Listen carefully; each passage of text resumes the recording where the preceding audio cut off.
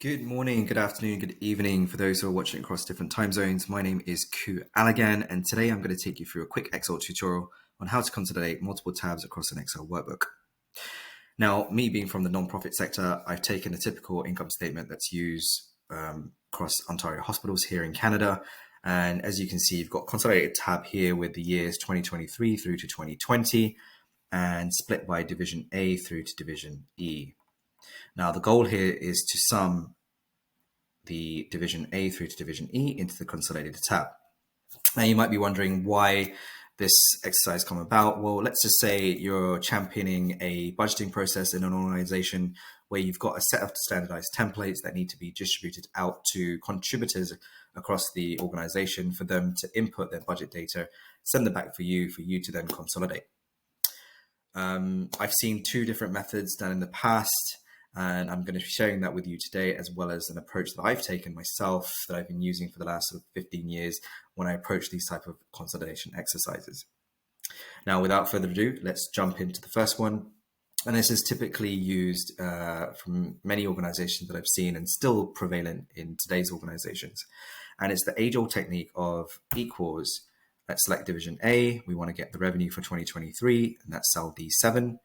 Select that cell, plus go to the tab Division B, select the revenue for 2023, cell D7.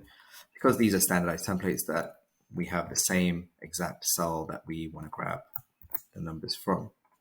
So once you've started completing that, you can now copy across this formula down into your expenses, into your surplus deficit. Now you've got a total consolidated amount for Divisions A through to Divisions E.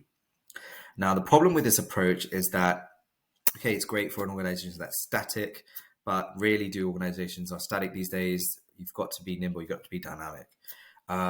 This is prone to error. If you accidentally, for example, delete Division C, you will end up with formula errors in the consolidated tab. And just to demonstrate that for you, if I was to go ahead and delete this tab, go into the consolidated one, now you've got cell reference errors. Not the greatest approach, as if you're relying on this data set for different charts and graphs, now you're going to end up breaking your formulas and your charts and graphs. So not the best approach. Another approach that's been taken is number 2, is this formula where you've got equals sum, open bracket, click on Division A, hold the shift key down, click on Division E, select the cell that you want to sum, in this case D7, select enter. Because these are relative references, you can simply copy these formulas down, hit enter, and of course you end up with the consolidated amounts as previously done. Now with this method, of course, you can go ahead and delete Division C. You won't end up with any formula errors. But the problem with this method is that if you do go ahead and delete, you're then having to fish through different emails to now repopulate this spreadsheet. So not the best approach. So I'm going to take you through an approach that I've done in the past that I feel is one of the better approaches. And that's this. So if you go into the consolidated tab, you clear out the formulas here.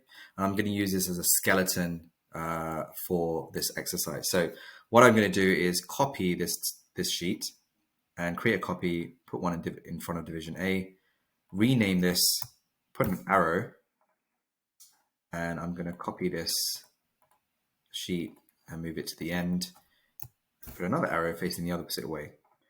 Now what I've done is created a range. And so what I'm going to do here in the formula is equals sum, open bracket, select the arrow, hold the shift key down, select the other arrow on the other side, select the cell I want to sum, D7, select enter.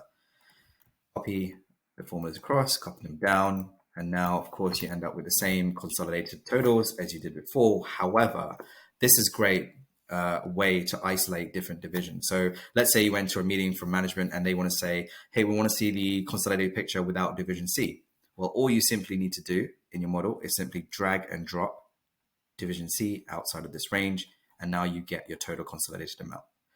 And if you wanted to include Division C again, you can now drag and drop back in and it will still consolidate the amount. Now, this is great for scenario-based modeling. It's a perfect way to build your model going forwards. And I definitely would recommend you use this type of method in your projects moving forwards.